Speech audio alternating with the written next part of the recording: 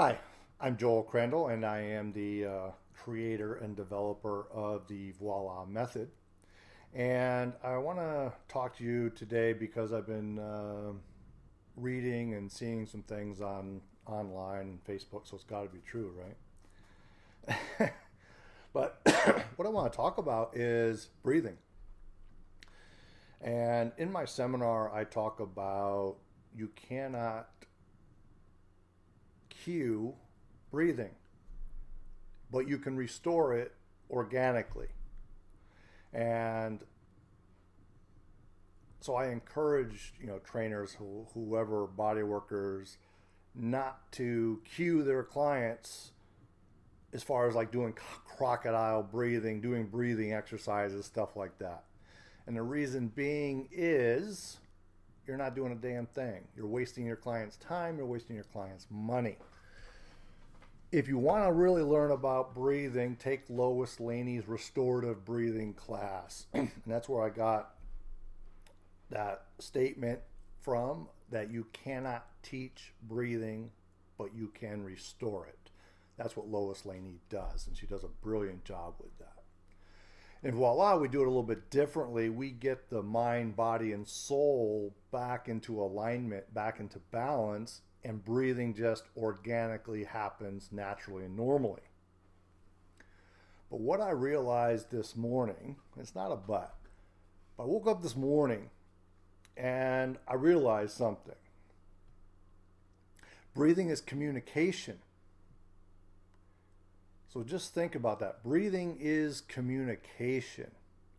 Before we had words, we used our breath to communicate.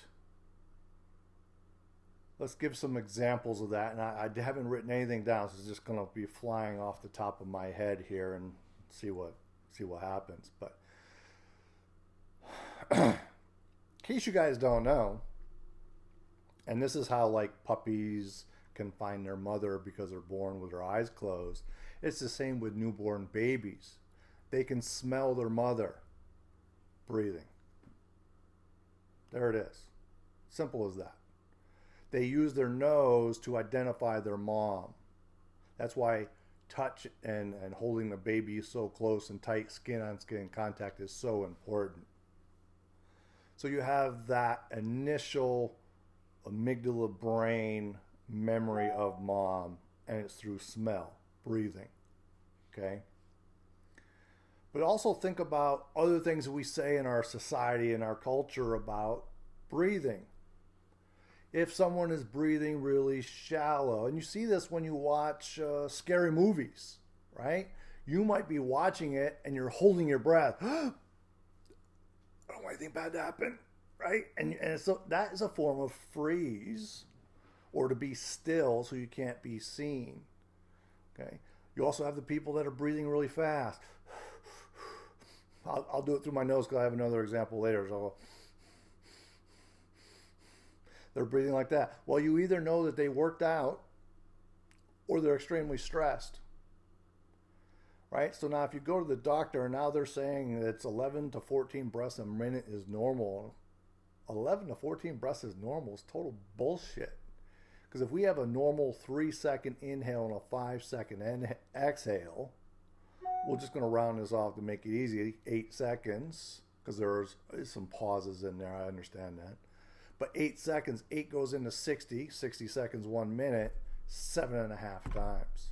That should be your normal breathing rate. 7.5 times a minute. Now that we got that out of the way. If someone is breathing shallow and short, you know they're stressed. Another great indicator that we know that someone is stressed is their mouth drops open, right? Someone gets bad news, or somebody, I see this a lot in seminars. I'll drop a knowledge bomb or something on their mouth. It just drops open. That tells me now that they're processing and they can't think any longer. So I have to stop and pause, wait for their mouth to close before I can continue speaking. Right? So breathing is communication. It's communication that happened before we have words. Okay? Smile, right? That's a form of communication. that is part of your breathing as well. So, you're watching a scary movie, you're holding your breath. That means you're scared. I can't tell you how many times I'm doing a demonstration on somebody in a seminar. I have to remind them, okay, breathe, because they've totally frozen, right? So you have to kind of remind them, but that's not a cueing. Okay, if you're cueing, okay, you got to breathe in for 3 seconds, got to breathe out for 5 seconds. It's a waste of time. Teaching crocodile breathing, all that is a waste of time, because now the person has to get up and they have to be able to move, right? So all exercises should be done with regular breath, unless you're going for a personal record, then you can hold your breath. But if you cannot hold or just breathe normally while you're working out, then the weight is too heavy for you. It's as simple as that. So, breath is communication. There's some other examples, but children might be watching, so I'm not going to go into that. But hearing the changes in the breathing and in the breath will tell you a lot what's happening with somebody or that person. So pay attention to breath. It's extremely important. You can't teach it. Obviously, breathing is a two-way street. You can control your breathing through meditation, right? But that is not autonomic. Autonomic means you don't have to think about it. It just naturally happens automatically. That's what autonomic is. Just happens automatically. I don't have to sit here and as I'm talking go, oh, Joel, I'm supposed to inhale. Well, now I can't, right? Because there's too many things going on. So this is why I tell people, do not cue your client in breathing. Just say breathe normally as you're working out, or you can start saying, okay, make sure you're breathing and do an inhale. But breathing is communication. This really came to me this morning, right? So if the baby is crying, that's a form of breath, but it has noise to it, a much louder noise. But that is a form of communication, and you understand what that person wants and needs. So this bullshit about, oh, I'm doing this to the autonomic nervous system, I'm talking to the nervous system about breath.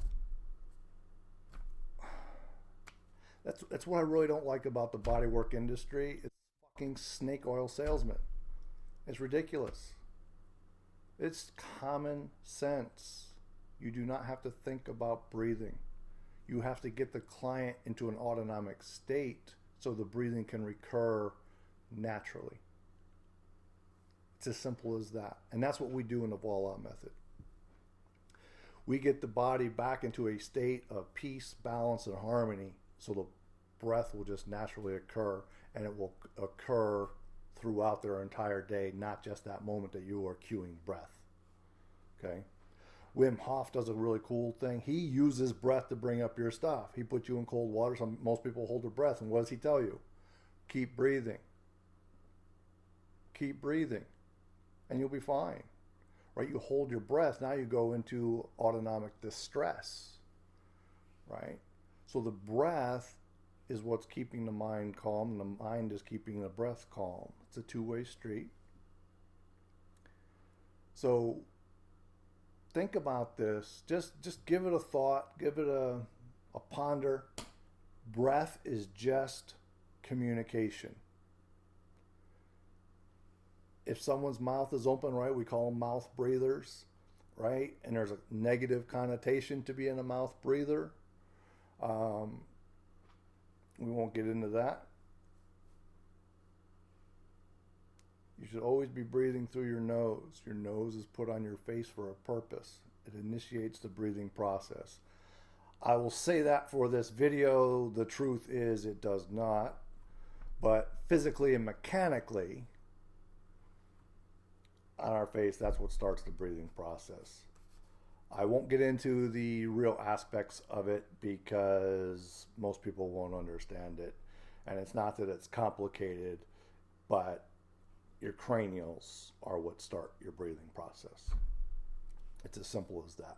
That's why I don't care what modality you do, but if the modality does not teach how to work with the cranial bones, get into a class like Voila that teaches you how to work with the cranial bones.